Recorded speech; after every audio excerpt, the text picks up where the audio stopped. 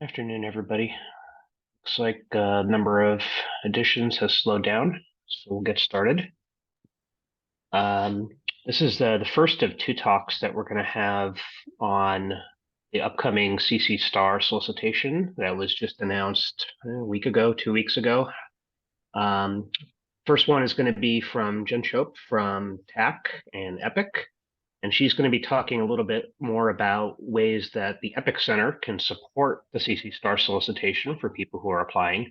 And then Wendy Huntoon, who is also on, is going to be giving another talk in a couple of weeks, I think March 1st, just sort of walking through the specifics of the solicitation and ways that you can address the different charges within. So we wanted to have those two different viewpoints. These are both going to be recorded, of course, and can be shared with others in the community that can't be here. So I will turn it over to Jen now to get us started on today's talk. Great. Thank you, Jason. I'm going to be sharing slides, and when I do this, I can't actually see the chat window. So I'm hoping that Jason or someone will shout if we need to, if there are questions in the middle. Yep. I'll try to break as I go through as well. Yep, absolutely. If people do have questions, just ask them in the chat room or put your hand up and we'll go from there. All right, so EPOC support for the CC Star solicitation. I based this on the talk that we did last year, updated, I think I've updated, made sure to update the numbering throughout. What you've signed up for, this is an outline. Every time you see this poor cat, you'll know that you should pay attention. I'm starting a new section. So I'm going to walk through what EPOC is. I'm going to give some highlights of the CC Star program and how it's different from last year, and then really walk through the pieces of how EPOC can help you out. Okay, so big note, and I'll have this at the end as well. These are comments from about this solicitation from our experience. This is not Bible truth. You really should go talk to the program officers. They are your best source of what you need to know absolutely from the solicitation. What I'm telling you is based on our experience and the questions that we've gotten before. We're a resource. This is our opinion. So it is, I just want to be clear about that. I am not speaking on behalf of NSF or the program officers or anything like that. EPOC, the Engagement Performance Operations Center, is a joint project now between TACC and ESNet.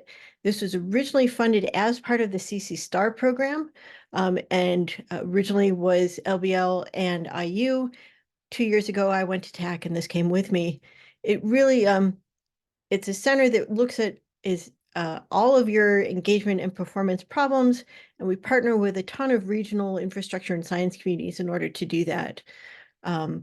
Why an engagement operations center? Today's science is collaborative science. There are very few parts of science where you can really work on it just by yourself in isolation. Collaborative science means multiple partners, multiple data sets. You've got to share data between places. That's really hard. But when you have data locally, when you can interact with your data, you can ask different questions and harder questions, and your science changes. So in order to have interactive data sources, we need to look at how we can support really sharing that data more broadly. EPOC has 5 main focus areas. I'm not going to go through them all today, but we do roadside assistance, so questions. We have something called application deep dives, where we work with institutions in application science to kind of do a broader outlook. We do a lot of car analogies for data movement, so the deep dives are more like taking your car in for its yearly checkup so you can look ahead at what's going on. The network analysis uses NetSage, so we can see kind of an overall picture of how your data is flowing and where is it not flowing well and how you can fix it. We've got a really nice extension of the data mobility exhibition, which is called baseline performance testing. This is your known good nodes to test against so that you can really understand what kind of data movement you should be getting at your institution. And we do a bunch of training. A lot of that's with Jorge at USC. You can go to epoc.global for more information, of course. The only one of these I want to talk about a little bit more because it's really the kinds of things that we get around the CC Star proposals. We had a lot of people asking for consultations. We can work with you on your data architecture. How do you predict what's happening in your science field? And basically, It's an Ask Me Anything for anything to do with data movement, research, science, education. That's what NSF funds the EPIC project to do. So I'm going to talk a little bit now about the new CC Star program. So the new numbering is 24,530. Okay, this is a mostly annual NSF solicitation. Every version is a little bit different. I highly recommend to everyone to read the entire solicitation, even the end bits that you think are boilerplate. This solicitation puts a lot of data in those end bits. One of the big changes this year is Kevin Thompson had said he had stepped away from being the lead contact person. Amy Apon, who's a rotator from Clemson, is now the lead PO. I would suggest if you've got questions on the program, go ahead and CC both of them. Won't hurt you. The solicitation does include email addresses for all of the relevant POs as well. There are some significant changes in this version. There are 2 deadlines like we had last year, slightly different because of the timing of this first one. There are 5 different areas. One of the things the solicitation did is it really kind of unified and streamlined how the different areas were lined up. These map to other areas for the last 2 or 3 years, but it's been reorganized. So you've got networking, for example, compute, network research, data storage, and then strategy replaces the plans from before. They've made it so that there's a large version and a small version for each of these. Each section has a ton of requirements as well. This solicitation is pretty tricky in terms of making sure you've dotted all the I's and crossed all the T's. So I highly recommend going through this solicitation multiple times to make sure you've got all of those elements. They've maintained the emphasis on working with EPSCoR and democratization of access and broader participation, which was one of last year's highlights. There are still EPSCoR program officers as part of the core team. There are some other changes. So there's also an emphasis on student engagement. That's really helpful when you're thinking about working with smaller institutions. Having an education or student engagement component is sometimes an easier fit. There's a big push for quantitative information about your science. There's an opportunity for training and support as well. One of the other big changes that I saw was you can now have your data architecture diagrams. Instead of having them in the 15-page document, you can have those as supplemental documents. This means both you can make the diagrams big enough that people can read them, and it gives you more space to describe them. There's also a really nice clarification on when it's appropriate to fund contractors and when it isn't, which is a question that we got a couple times last year. So I was glad to see that. I mentioned the 5 areas. Small for each of them, smaller campus is funded at level X, large is funded at 2X. There's details in the solicitation about how many from each area they're thinking they'll fund. Those are really just guidelines. It's hard to know because they'll shift depending on what actually comes in, or at least they have in the past. There's some clarification for campus-wide proposals, specifically addressing science drivers for multiple domains. So if you put in a proposal for a campus network or a campus storage, it can't be for just one domain like biologists. You have to talk about how it's going to support multiple aspects of your campus. And when you're applying as a region, you have to address multiple under-resourced institutions or small and under-resourced institutions. In the past, we've gotten the question, well, what counts as small and what counts as under-resourced? NSF has not clarified on that. You basically need to make the argument this is a small and under-resourced institution. So thinking from the UT system, for example, UT El Paso has it's a school that has a majority minority population. They really could use some of the help, but with 50,000 students and they're an R1, I can't make an argument that they are either small or under-resourced in that case. So, including them in a regional proposal would be pretty difficult. One of the other changes this year is if you're a region, you need to include funding and a plan for what is called a coordination activity. It says 1 or more events starting in year 1, You can use participant support if that makes sense. But this is in addition to funding for the PI meeting, you also need to include a plan for you to coordinate across the region. And it really is implied that that's an in-person meeting at least once a year. The who can apply has shifted some as well. I recommend everyone read through the eligibility information very carefully because different status of educational institution versus not-for-profit can apply for different pieces of the proposal. Or, I'm sorry, different pieces of the solicitation. We've known that some program officers really don't like collaborative proposals. That's when you send in multiple proposals on a single project. With one lead and then full proposals from other groups. For this solicitation, you have to submit it with subawards. So you'll have a lead institution and all the subawards, and so there's only one submission.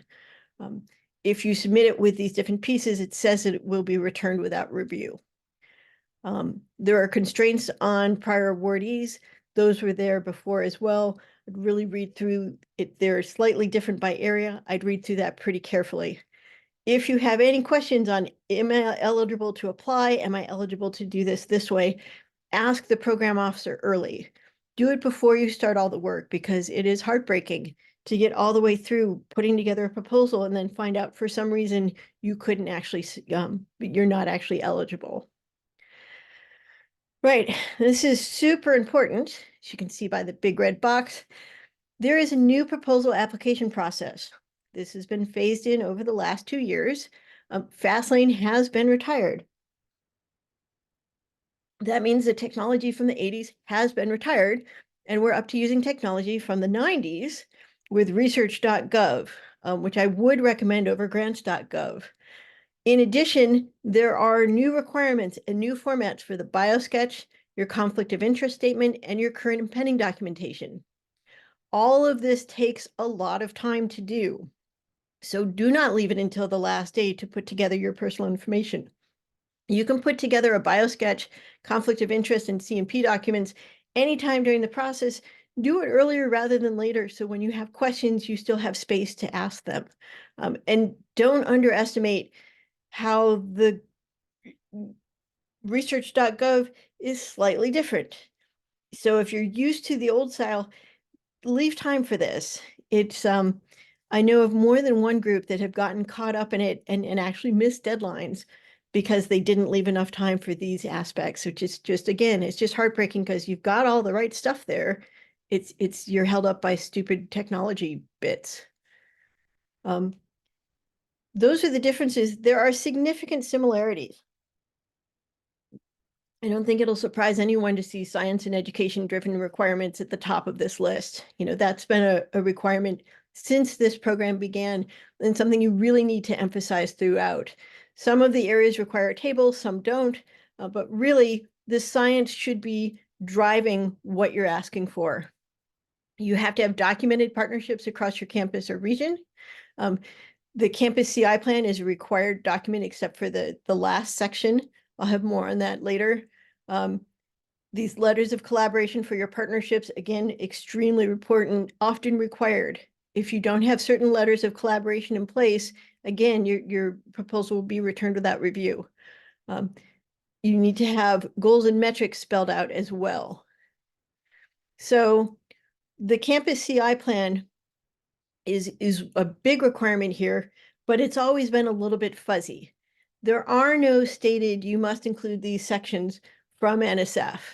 There's no set content, there's no set structure. We have a number of examples, which I put the link in here, and all these slides will be made available as soon as this talk is over. So highly recommend looking at the examples. We've also included these are the items we often see list now, starting last year, because we've gotten so many questions on this. I'll do a call out as well. If you are someone who has done a campus CI plan recently, if you would be willing to share it with the community, that's always a huge help. Get in touch with Jason on those. Letters of collaboration, this is mostly the same. One of the really nice things about this solicitation is it lets you do the real letters. So you can actually explain what is happening with the collaboration. That's the type of letter that EPOC will often do. If you actually go to our website, we detail, here are 6 things we could do for you. Whichever ones you want us to do, keep those, get rid of the rest, send the letter back to us with a description of your project, and we'll have a conversation. Within the PAPGO, which is the procedure guide for grants from NSF, the link is here. This is what it actually says. It says the recommended format for letters of collaboration is as follows. And it's like a 3-line thing. This is recommended, not required. Some institutions, your university sponsored research office is pushing really hard to have all of your letters in this format. I would strongly recommend pushing back on that. It is not required for the solicitation. And Kevin has actually said to us in EPOC that he very much prefers the longer style letter because you understand what the collaboration is really doing. So that's not a letter of support, which is me saying, oh, Joe Smith, you're submitting this proposal. Joe Smith is a really smart guy. He's done all this other great work. Anything he does is going to be fabulous. That's a letter of support. We don't do those. We do letters of collaboration. If Joe Smith is funded, here are the projects we're going to work on together. Here's how we're going to collaboratively move forward with research and science. So there's a difference. The budget. There were more clarifications on the budget this year. Most of it is the same. There's a fair amount of variance from area to area, which makes sense in terms of what should be highlighted and what should be paid for. None of them allow cost sharing. If you're familiar with MRI proposals, they often have a cost sharing requirement that is actually explicitly outlawed for these.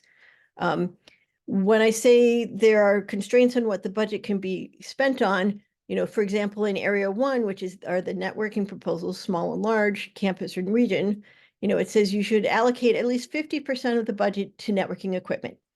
That kind of makes sense for the type of proposal. If you include a DTN, it's less than 15% of the overall budget. Again, that makes sense. If you wanted a DTN that might cost more or extra storage, you might be looking at a different category of proposal. It says, compute resources should not be included unless integral to the DTN. Again, that makes sense because this is supposed to be a networking proposal. So the different areas kind of spell out where you should be focusing your time and your effort. That said, budgets for all of these different types of projects should include all of the costs. So you should include PI and co-PI time for project management. Often if a reviewer sees a proposal and it doesn't have the PI or the co-PI on it for a reasonable amount of time, they'll say, well, how do I know anyone's actually going to make sure this project is successful? So you should include staff time for deployment and ongoing support. How is this equipment that you're deploying actually going to stay functional over time? There's also really good language around contractors, as I mentioned.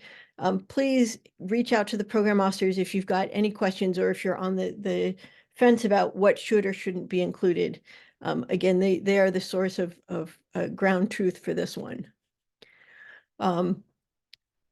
Right. So the other things that they talked about in the budget, if you're doing a regional proposal, you need to have funds for this regional collaboration event. You also have to make sure that the PIs can go to the yearly PI meeting that's often hosted jointly with Quilt. Several areas require vendor quotes, and it says this time, if you do not include those vendor quotes, you'll be returned without review. So if you're doing a proposal for networking equipment and you have, several switches, you need to have the vendor quote included as one of your supplemental documents, spelling out that cost, and then whatever that cost is, it should match the number that's in your budget for the equipment that you're buying. There is also an explicit call out, which is somewhat unusual for NSF solicitations. It says you cannot use funding for software licenses. You can interpret this how you will. I take it to mean, for example, if you wanted to pay Globus for their software license, you cannot use Globus. You cannot use money from this solicitation to do that. You'd have to, I don't know I don't know what the expectation is for a workaround there, but those costs cannot be included. Again, if you've got questions, I would ask the program officer. So a few changes, a few clarifications from past uncertainties, but a lot of it feels really the same with the emphasis on science. My next section is talking about what EPOC can do relating to this. Are there any questions before I go on? None in the chat room so far, and I don't see any hands. Okay. So again, back to the outline and the good cat picture. What can we do, and what are the questions that we hear from this kind of proposal writing in the past? I'm going to walk through these 5 different areas. The first one is talking about science drivers. This is really the underpinning to this solicitation. You need to express how whatever equipment you're asking for, networking, compute, storage, relates to your science and educational drivers. The really big misstep that we've seen in this in the past is you'll have a scientist saying something like, well, I really need more storage. If I had more storage, I could do my science in this way, and that would make it, everything would be better. But the proposal wants to build a DMZ. So that's not a compatible approach. Coming up with your science drivers can be really challenging, but the science needs should drive what you're requesting. Even if you as a technology person really wants 100 gig DTN, if you can make an argument that maybe several 10 gig DTNs would serve the science better, that's really the direction you should be going in. So thinking about how your science matches to the request and making that argument really hand in hand is extremely important for this solicitation. The other problem we've seen is when the science drivers are too general. So instead of saying, well, this DTN will be used by higher energy physics and biology, say instead, Chris Smith is going to use this for his virus modeling project, and, Sandy Jones will use it for a bioinformatics approach. Have actual people. And again, a lot of these are requiring multiple science areas, not just one. Finding science drivers can be a challenging thing because a lot of the time, the people who are thinking about how the cyber infrastructure across a campus or a region can grow, they're a step or two removed from the scientists. So we recommend, if you've got internal network data, seeing where your large flows on campus have gone to and from.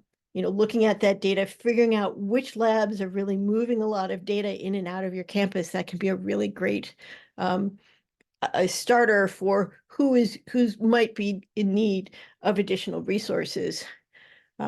You can look at recent press releases or a strategic plan. We discovered in working with some smaller colleges that not every campus has a VPR or a CIO.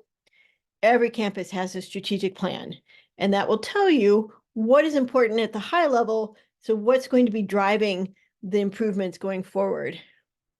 You can very easily look up NSF awards, either from any campus or NIH awards. The links are here. The interface on these are not too bad to look up who's been funded recently. There's actually a checkbox to make sure you include expired proposals. So you can see not just what's happening now, but what's happened in the recent past. And we've found this to be extremely helpful in finding research drivers. If you've got a NetSage set up for your region or you're using Access, you can also get data out of NetSage. We now have all of the EPOC supported NetSage deployments at epoc.netsage.io. Mention this real quick, netsage.io are the current deployments. Some of the .global ones are around. We're trying to get them shut off. That's harder than you would think. But we've got a number of these as well, and that will show you some of this data movement if you happen to be a partner on that front. Okay, so assuming you found your science drivers and you're moving forward, the next question is a data architecture review. So most areas require a specification of the infrastructure and the diagrams. Some areas where you're going to get returned with that review if you don't include them. So these data architecture diagrams should be more than the network. They should show where storage is. They should show where, the big sets of users are. And luckily now these can be supplementary documents, so they can be bigger and more detailed. we can help you in reviewing your data architecture approach. Some of the biggest missteps we've seen with this is we'll often hear that a vendor has suggested a particular set of equipment for you to deploy. They may or may not be thinking of what your researchers need, though. We've often found a mismatch between a vendor suggestion and what the campus needs are when you listen to the science. So that can be a really bad match. And it's really important for these proposals to have these things match. You really need to connect how the equipment will be used and what will be used. So you've got to right size your approach. It's great to look forward and say, you know, we're growing, so we're going to need this in 2 years, if you can make that argument. It's not great to just buy the biggest thing because you were told you should buy the biggest thing. If you've got questions on security or intrusion detection systems, we can answer those as well. We do a lot of work with Trusted CI and Jim Basney. Some of the campus CI plans, there's a requirement to include things like manners. We can walk through some of that in more detail if you're interested. And I know that there was a manners talk as one of these lunch and learns in the last year. So as you design your infrastructure, think about how it will be used in real life. Think about right sizing it. Talk about the needs for your science use cases. Ideally, the best argument you can make is if this piece of science had this new resource, they would cut their time to publication in half. If you can do that match, or they could share data with their collaborators instead of having an overnight data transfers, it goes down to 2 hours. That's a really great example of what you could be able to say. So thinking about, what's on the other end of your data transfer, what can your campus backbone support, what can the connections around you support is really important. Faster Data has some really great links. Again, if you're looking at, for example, 100 gig DTN or 100 gig persona node, what you should be thinking about in terms of the infrastructure around you and how you might want to adapt that for your particular situation. There's often a question of metrics for success. Some of these areas actually had a request for quantitative benchmarks so that you knew what your science was doing. One of the ways you can do that is you can run tests from your campus to a known good endpoint now, find out what the numbers say, and use that number as the reason why you need to do these updates to get a better number. So we use the ESNet Data Mobility Exhibition, also known as baseline testing. We think most .edu sites that have a 10 gig or better connection to Internet 2's backbone, you should be able to transfer a terabyte of data in an hour. Very few of you will actually be able to do that in practice. So you've got a great target there to aim for. You can run these tests and then find out how long, how far off are you, and say, we're going to work together with EPOC to get this up to speed. We know we need to fix this piece. We'll see what else we can change. In addition, in the testing space, EPOC has a Viavi tester that we can loan out to you as well. So if you want to say, we're going to have quantitative numbers, and 6 months into our project, we're also going to test this with this tester, we're happy to work with you to talk about how we can make that happen. Some of these areas include a measurement and monitoring plan, or the requirement to use perf sonar or something like perf sonar.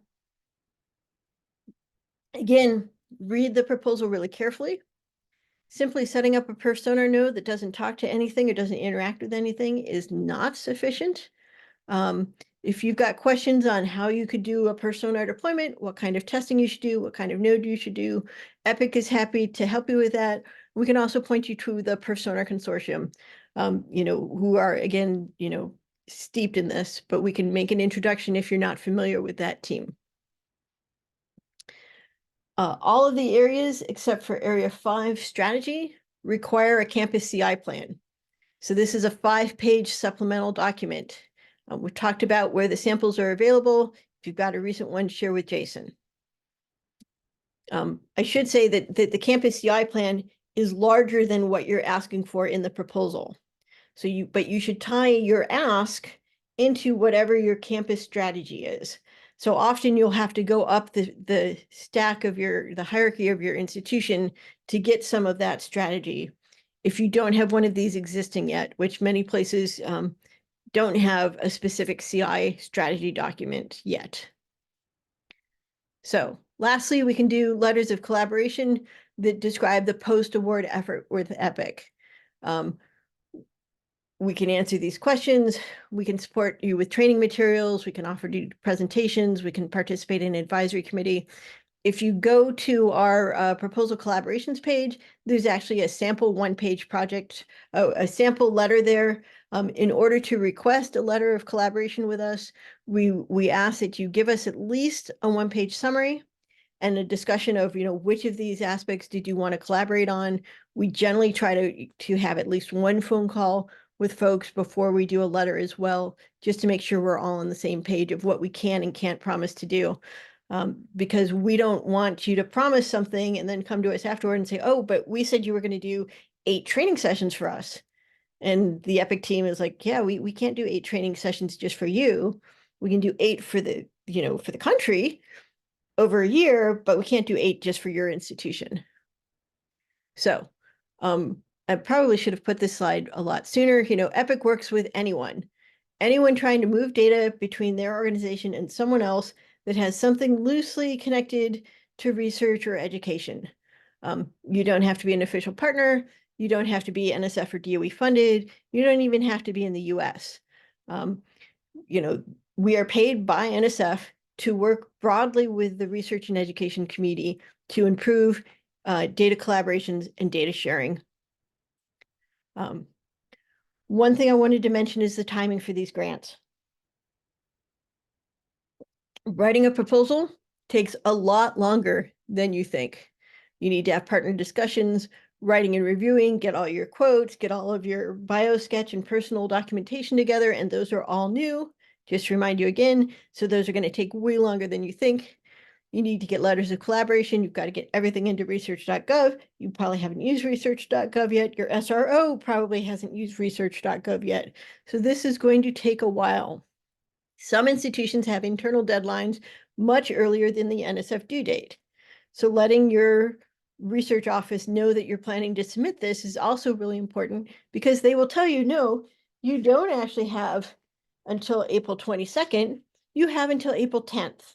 And you have to have all the materials to your university office by that date. This is going to vary from campus to campus and place to place, but generally they want to do a review of all of the pieces. If you're asking for a letter of collaboration from EPIC, we need to know that at least a week before the deadline, preferably many weeks before the deadline, so that we have an opportunity to talk to you and figure out, well, what would you want to collaborate and what makes sense for your project? You shouldn't just have a letter from EPIC saying, hey, EPIC is going to help us. We'd like to spell out exactly how we can help you to make your project more successful. Okay, and again, super important, as shown by all the cats here. Everything that I've just talked about is based on our experience and how we've worked with people submitting CC STAR grants and how we've actually written CC STAR grants. The NSF and the program officers there are your best resource if you have any questions, especially around things like budget and eligibility. So this was just our opinion, which we're happy to share.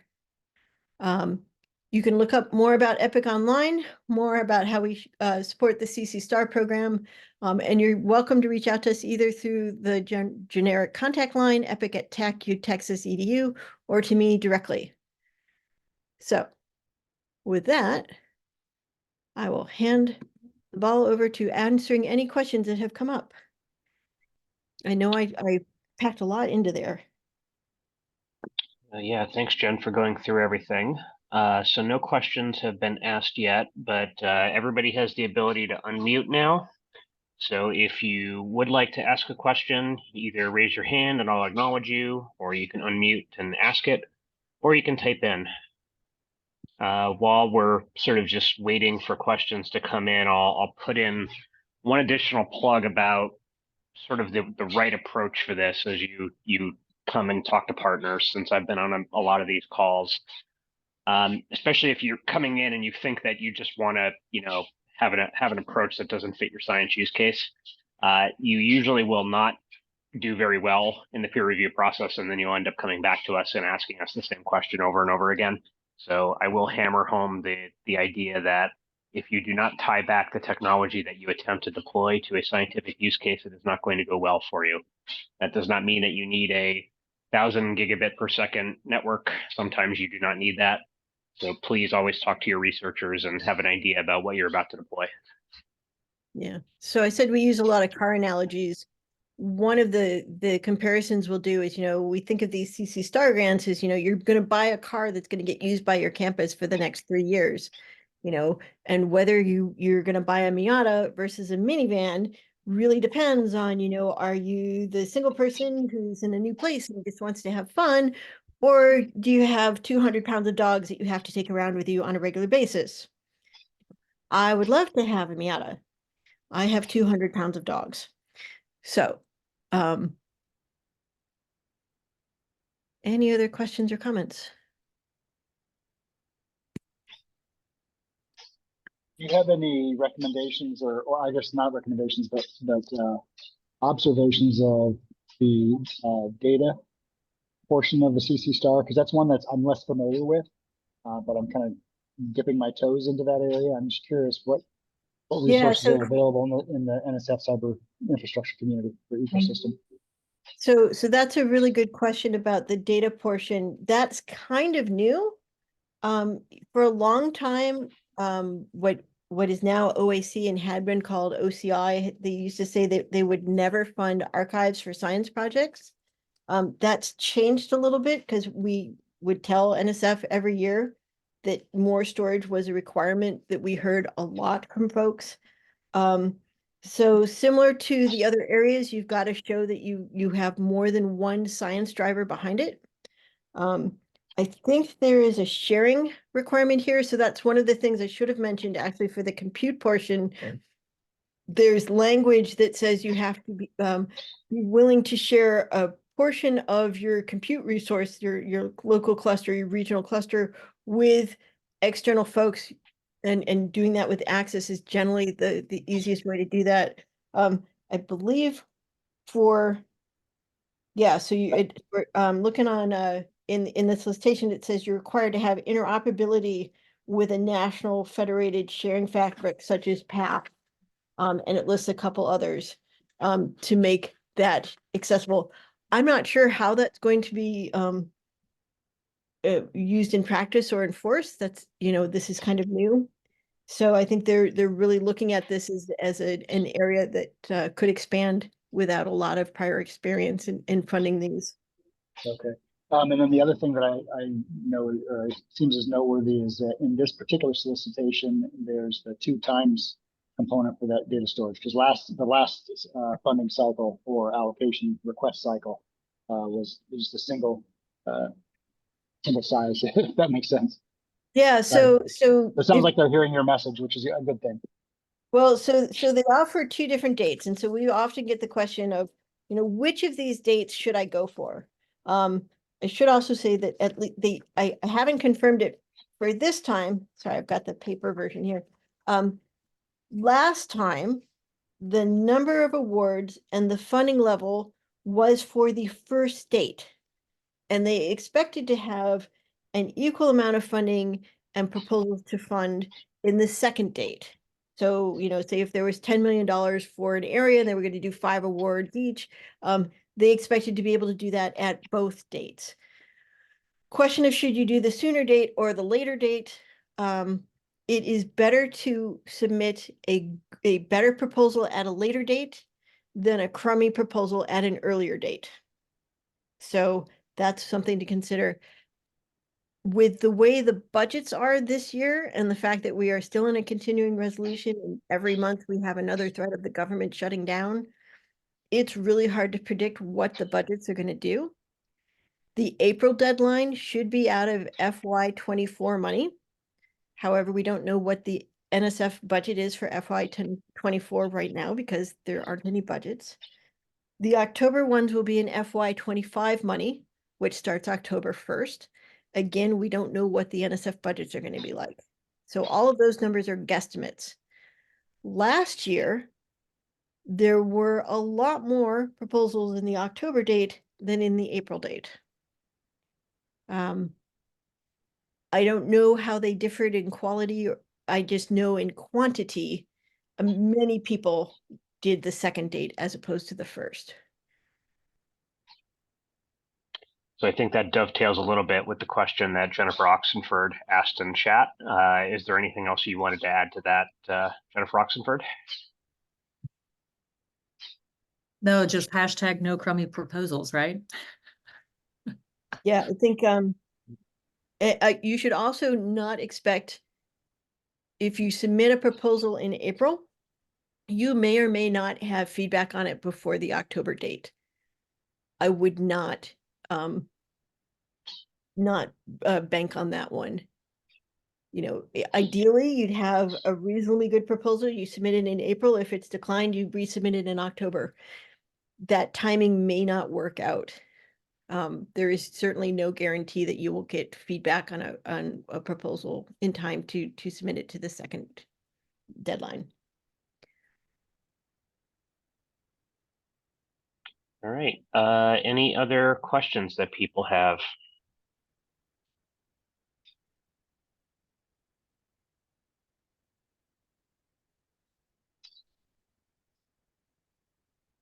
Okay. I've put my email address in the chat. You can reach us. Epic.global is the website. And there are contact points on there as well. Thank you. All right. Thanks, everybody. We will have sort of an interesting session next week. It's not going to be a formal talk, but it will be what we're calling Perf Sonar office hours. It'll be led by the Perf Sonar development team. So if there are people who are going for CC Star grants and have Perf Sonar questions, that would be the right place to ask. Equally, come in and ask questions about deployments or using Mad Dash or hardware recommendations, whatever you got. Jen actually will be leading and moderating that. So those that are interested, that'll be next week, same time. And we will talk to everybody soon. Thanks, everybody. Thanks, Jen. Thanks, Jason.